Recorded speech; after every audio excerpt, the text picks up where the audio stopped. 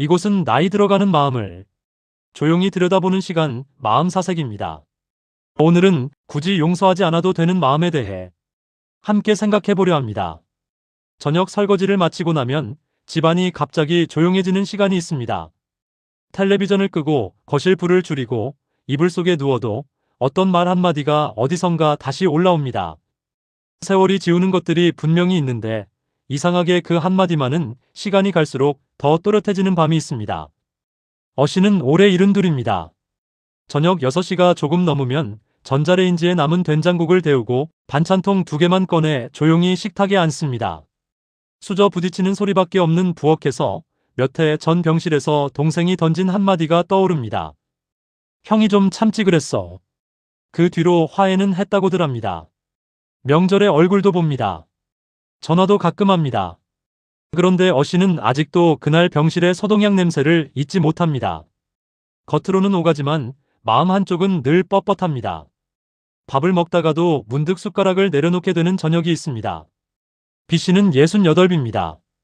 정형외과 대기실 플라스틱 의자에 앉아 무릎 위 진료봉투를 몇 번이나 고쳐 올려놓습니다. 며칠 전 아들이 전화로 말했습니다. 엄마, 예전 일은 이제 좀 넘기세요. 아들 말이 틀린 건 아닙니다.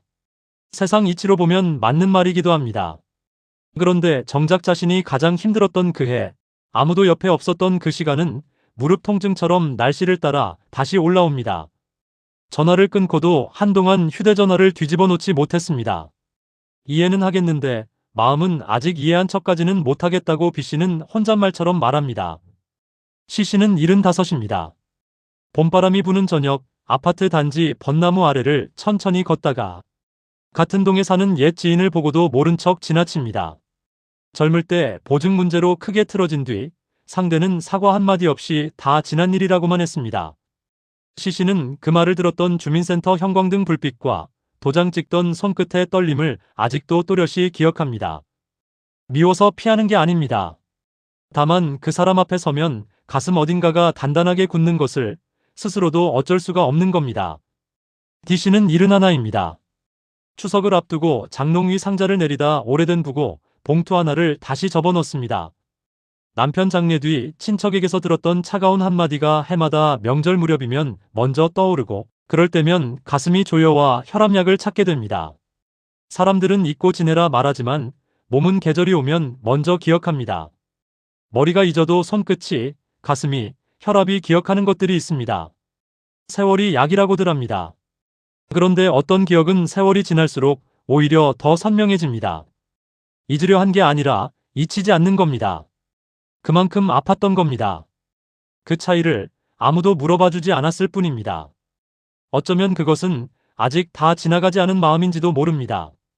오늘은 그 쉽게 이름 붙지 않는 마음 앞에 잠시 서보려 합니다. 쇼펜하우어라는 철학자가 있습니다.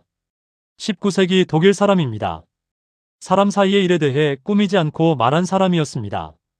듣기 편한 말은 아니지만 이상하게 거짓말처럼 들리지 않는 문장들이 있습니다. 오늘 이 사람의 말 몇 마디를 가만히 꺼내보겠습니다. 첫 번째 문장입니다. 거의 모든 우리의 괴로움은 다른 사람들과의 관계에서 비롯된다. 그의 책 인생의 지혜에 나오는 말입니다. 노년의 고통은 몸에서만 오지 않습니다.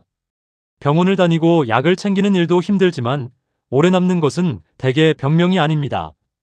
누군가의 무심한 말, 책임을 피한 태도, 끝내 오지 않은 사과, 그런 것들이 약보다 오래 몸속에 남습니다. 관계에서 받은 상처가 계속 아프다고 해서 스스로를 속 좁다고 여길 필요는 없습니다.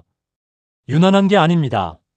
인간관계라는 것이 본래 가장 깊은 곳을 건드리기 때문에 거기서 받은 자국이 가장 늦게까지 남는 것뿐입니다.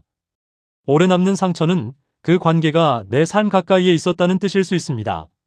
나이가 들면 더 너그러워져야 한다고들 합니다. 다 이해하고, 다 내려놓고, 다 용서해야 어른이라고.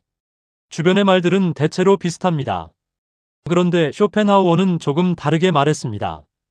용서하고 잊어버린다는 것은 비싼 값을 치르고 얻은 경험을 버리는 일이다. 역시 인생의 지혜에 나오는 문장입니다.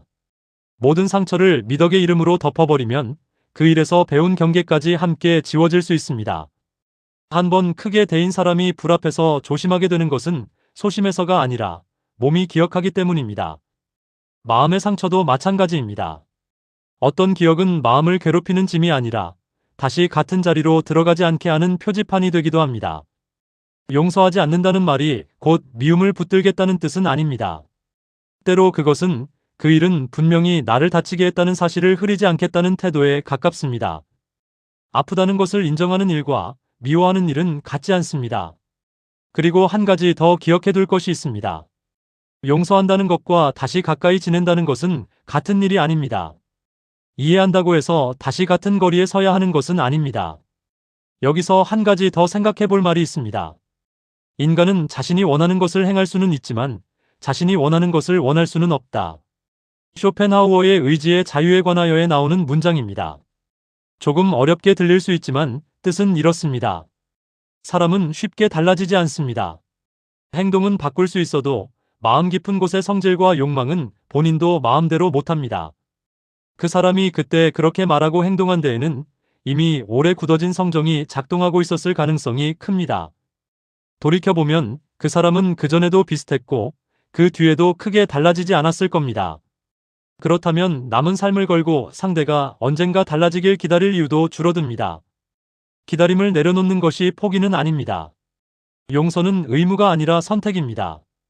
때로는 나는 저 사람을 바꿀 수 없다는 인정이 오히려 마음을 더 잠잠하게 만듭니다. 바꿀 수 없는 것 앞에서 더 이상 애쓰지 않겠다는 결정은 체념이 아니라 지혜에 가깝습니다. 그리고 쇼펜하우어는 혼자 있는 시간에 대해서도 이런 말을 남겼습니다. 인간은 홀로 있을 때에만 온전히 자기 자신일 수 있다. 그러니 고독을 사랑하지 않는 사람은 자유도 사랑하지 않는 사람이다.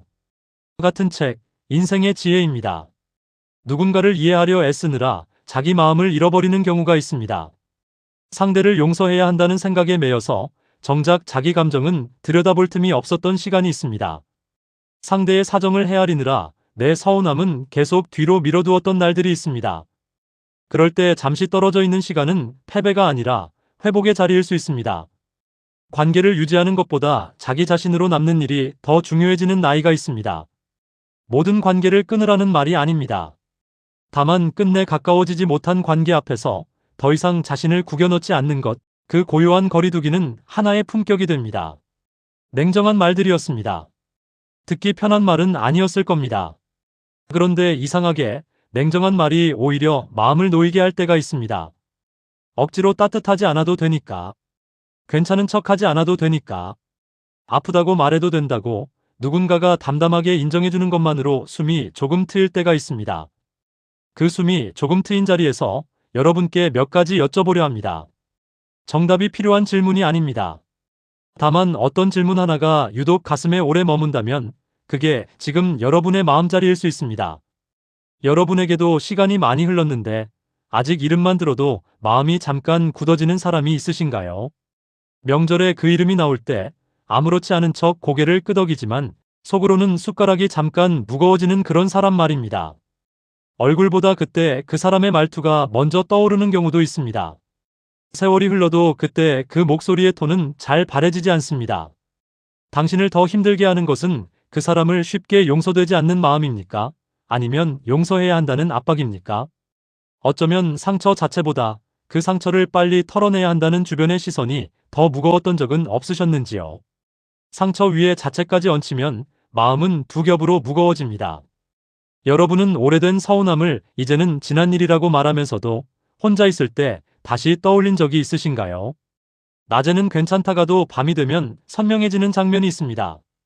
불을 끄고 누우면 더 또렷해지는 목소리가 있습니다. 별것 아닌 계절의 냄새에 불쑥 딸려 올라오는 기억이 있습니다. 그게 미움인지 슬픔인지 아니면 그 둘이 뒤섞인 또 다른 무엇인지 자기도 잘 모르겠는 밤이 있습니다.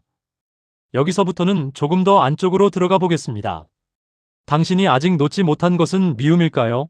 아니면 그때 분명히 상처였다는 사실일까요? 사람들은 놓아주라고 말합니다. 그런데 놓아주기 전에 그것이 상처였다는 것을 누군가가 먼저 알아주었으면 했던 적은 없으셨는지요? 인정받지 못한 아픔은 놓으려 해도 손에서 잘 떨어지지 않습니다. 여러분에게는 용서보다 먼저 필요했던 것이 사과가 아니라 거리였던 관계가 있었나요? 꼭 미안하다는 말을 듣고 싶었던 게 아니라 그냥 그 사람과 조금만 떨어져 있고 싶었던 마음. 가까이 있으면 자꾸 그때로 돌아가니까 떨어져 있어야 비로소 숨을 쉴 수 있었던 관계. 같은 명절 식탁에 앉는 것만으로도 가슴이 답답해지던 사이. 그런 관계가 있으셨나요? 당신은 잊지 않는다는 것을 복수라고 느끼십니까? 아니면 스스로를 지키는 기억이라고 느끼십니까? 다시는 그 자리에 서지 않겠다는 다짐 같은 것. 그것을 복수라고 부르기에는 너무 소리 없고 외로운 마음입니다. 누구에게 되갚으려는 것이 아니라 다만 나를 한 번 더 다치게 하지 않으려는 것뿐인 기억들이 있습니다. 마지막 두 질문은 답보다 온도에 가깝습니다. 끝내 다시 가까워지지 않기로 한 관계가 있으신가요? 멀리서 서로의 안부 정도만 전해 듣는 것으로 충분한 사이. 가까워지지 않아도 괜찮은 관계가 있습니다. 그런 거리가 오히려 두 사람 모두를 편하게 만드는 경우도 있습니다. 그리고 이제 앞으로의 시간 속에서 당신이 끝까지 지키고 싶은 마음의 온도는 무엇인가요? 뜨겁지 않아도 됩니다. 차갑지만 않으면 됩니다. 미움도 아니고 용서도 아닌 그 사이 어딘가에 자기만의 온도가 있을 겁니다. 누가 정해주는 것이 아니라 오랜 시간을 살아오면서 스스로 알게 된 온도입니다. 그게 무엇인지 오늘 밤 잠들기 전에 한번 생각해 보셔도 좋겠습니다. 이제는 이 질문들을 가만히 아는 채로 조금 다른 결의 이야기를 꺼내보겠습니다. 니체입니다. 젊은 시절 쇼펜하우어를 깊이 읽었지만 어두운 면을 본 뒤에도 거기 머무르지 않았습니다. 고통을 인정한 다음 그 안에서 어떻게 자기 삶을 다시 세울 것인가를 물었습니다. 쇼펜하우어가 냉정하게 현실을 비추었다면 니체는 그 현실 위에서 다시 걸어가는 법을 말한 사람입니다. 첫 번째 문장입니다. 나의 인간적 위대함의 공식은 아모르 파티이다. 앞으로도 뒤로도 영원히 아무것도 달라지기를 바라지 않는 것이다. 그의 책 이 사람을 보라에 나오는 말입니다. 아모르 파티, 운명을 사랑하라는 뜻입니다. 하지만 이것은 상처 준 일을 좋게 여기라는 뜻이 아닙니다. 이미 일어난 일과 끝없는 실랑이를 멈추는 태도쯤으로 들으셔도 됩니다. 그 일은 일어났고 아팠고 지금도 흔적이 남아 있습니다. 그것을 있는 그대로 두는 겁니다. 용서하지 못한 채 살아갈 수도 있습니다. 그렇다고 매일 과거와 씨름하며 살 필요까지는 없습니다. 달라지지 않을 일을 인정할 때 남은 삶의 결은 오히려 조금 정도는 됩니다. 과거를 고치려는 힘을 내려놓으면 그 힘이 오늘로 돌아옵니다. 니체는 또 이렇게 말했습니다. 나는 점점 더 사물에서 필연적인 것을 아름다운 것으로 보기를 배우고자 한다. 즐거운 학문에 나오는 문장입니다. 노년의 평온은 모든 일을 좋게 해석하는 데서 오지 않습니다. 아픈 일을 억지로 아름답다고 부르는 것은 거짓말입니다. 다만 풀리지 않은 장면까지도 내 삶의 일부로 놓아두는 힘에서 조금씩 평온이 옵니다. 그것은 어느 날 갑자기 오는 것이 아니라 계절이 한두 번 더 지나고 같은 저녁을 여러 번 보내면서 천천히 찾아오는 것에 가깝습니다. 꼭 용서라는 이름을 붙이지 않아도 있는 그대로의 현실을 덜 거슬러 보게 되는 순간이 있습니다. 미워하는 것도 아니고 좋아하는 것도 아닌 다만 그 일이 내 삶에 있었다는 것을 더 이상 부정하지 않는 자리. 그때 사람은 상처를 미워하지 않으면서도 자기 삶을 조금 더 곱게 다룰 수 있게 됩니다. 삶을 곱게 다룬다는 것은 예쁘게 포장한다는 뜻이 아닙니다. 함부로 구기지 않는다는 뜻에 가깝습니다. 앞으로의 날들을 그 사람의 그림자 아래 두지 않겠다는 소리 없는 선택입니다. 같은 책에 이런 문장도 있습니다. 한 가지는 필요하다. 자기 성격에 스타일을 부여하는 것이다. 남은 삶을 어떻게 배치할지는 결국 자기 몫입니다. 어떤 관계는 미해결로 남겨둔 채 대신 내 식사와 수면, 걸음과 말투를 단정히 정리해 갈 수 있습니다. 아침에 일어나 이불을 개고 제때 밥을 먹고 해가 있을 때 잠깐이라도 밖을 걷는 것. 대단한 일이 아닙니다. 그런데 이 작은 일상의 형식이 쌓이면 그것이 삶의 스타일이 됩니다.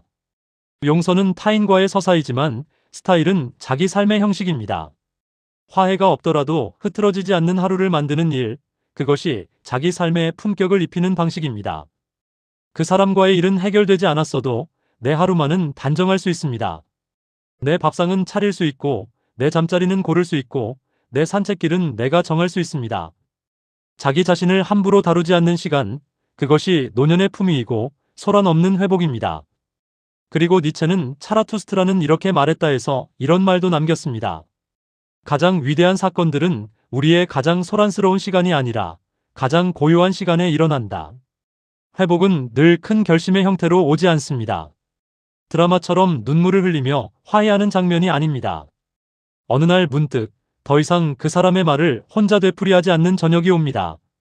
예전에는 밤마다 스며들던 그 장면이 어느 주에는 한 번도 떠오르지 않았다는 것을 나중에야 알아차립니다.